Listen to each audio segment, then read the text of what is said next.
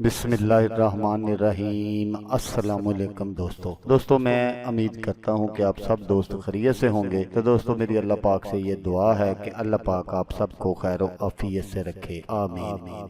तो दोस्तों सबसे पहले शुक्रिया उन दोस्तों का जिन दोस्तों ने मेरे चैनल को सब्सक्राइब किया हुआ। तो जो दोस्त नए हैं उनसे मेरी ये गुजारिश है कि वो मेरे चैनल को सब्सक्राइब कर लें और बन जाए मेरे चैनल के मेंबर। दोस्तों आप वीडियो देख रहे हैं, वीडियो के नीचे एक लाल रंग का बटन है, आपने उसको दबा देना है और साथ वाले बेल आइकॉन को भी दबा देना है और ऑल पर क्लिक करना है ताकि मैं यूं ही कोई वीडियो अपलोड करूं तो उसका नोटिफिकेशन आपको फौरन मिल जाए। तो दोस्तों आज जो मैं आपके लिए एक अमल लेकर हाजिर हुआ हूं, ये है अमल बराए बुग़्ज़ अदावत। दो दिलों में जुदाई की आग लगा देने वाला अमल है ये जुदाई डालने का तरीका। तो दोस्तों आए देख लेते हैं कि इस अमल को हमने करना कैसे है। तो दोस्तों जिन दो लोगों में आप जुदाई कराना चाहते हो, वो चाहे प्यार करने वाले हो या चाहे आपके दुश्मन हो, आप इस अमल से अपने दुश्मनों को भी जुदा कर सकते हैं और दो प्यार करने वाले लोगों को भी जुदा जुदा कर सकते हैं।